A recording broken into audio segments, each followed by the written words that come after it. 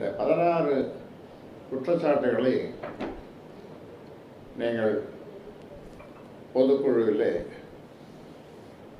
கேட்டிருப்பீர்கள்.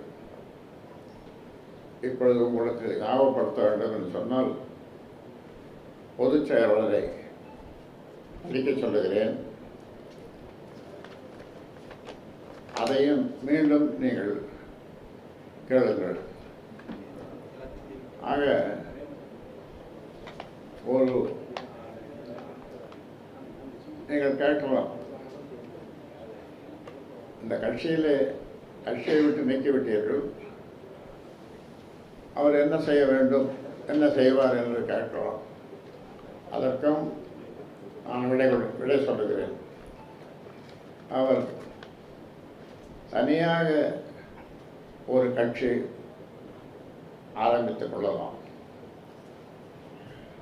இதை என்ன திடீர்னு சொல்கிறீங்களே அப்படின்னு நீங்கள் கேட்கலாம். இதை 3 முறை சொல்லியிருக்கிறேன். ஒரு வருடத்துக்கு முன்னால் 3 முறை. வேணும்னா ஒரு தனி கட்சி ஆரம்பிச்சுக்கோ. இப்பொழுது சொல்லுகிறேன், நீ ஒரு தனி கட்சி ஆரம்பிச்சுக்கோ. இது ஒரு தனி மனிதர் ராமதாஸ் ஆரம்பித்த கட்சி. அதனால் இதில் உரிமை கொண்டாட யாருக்கும் உரிமை இல்லை. அது பிள்ளையாக இருந்தாலும் அல்லது மற்றவர்களாக இருந்தாலும் இது உரிமை கொண்டாட முடியாது. ஆக கட்சி விதிகளின்படி 2 முறை அவருக்கு கடிதங்கள் அனுப்பிய ஒழுங்கு நடவடிக்கை குழு 2 முறை கூடி விவாதித்தது. எந்த பதிலும் அனுப்பவில்லை. கடிதத்தை மட்டும் வாங்கிக் கொண்டார்கள். ஆனால் பதில் எதுவும் சொல்லவில்லை, அனுப்பவில்லை, நேரிலும் வரவில்லை, தொலைபேசியிலும் பேசவில்லை. அதனால் வேறு வழியின்றி நாங்கள் இந்த முடிவை எடுக்க வேண்டிய ஒரு நிலைமை. பாட்டாளி மக்கள் கட்சியை பொறுத்தவரை இது பாட்டாளி மக்கள் கட்சிக்கு பின்னடைவு என்று சிலர் சொல்லலாம். இது பின்னடைவு கிடையாது. அதாவது ஒரு பெயரிட்டால் அதில் களை முளைக்கத்தான் செய்யும். அதனால் களை முளைக்குமே என்று யாரும் பெயரிடாமல் இருப்பதில்லை. அந்த மாதிரி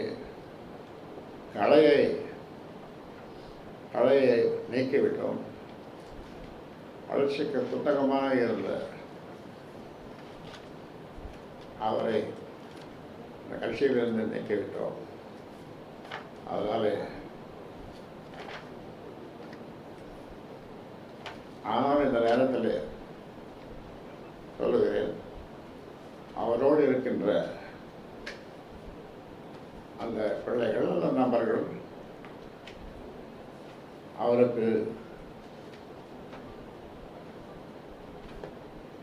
இப்பொழுது சொல்லுகின்ற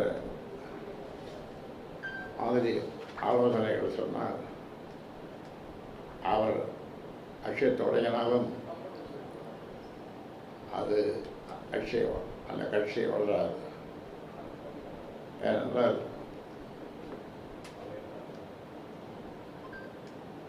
இதனை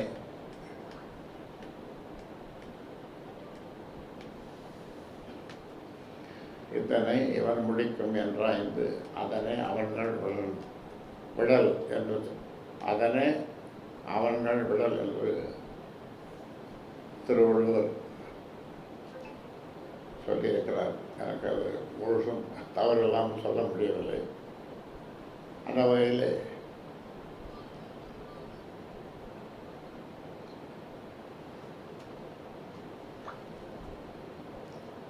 என்னோடு 40 முறை பேசியிருக்கிறார். என்ன சொல்கிறோம், அது ஒரு பொய். பேசுவதெல்லாம் பொய், உண்மை கிடையாது. பேசுவதெல்லாம் பொய்.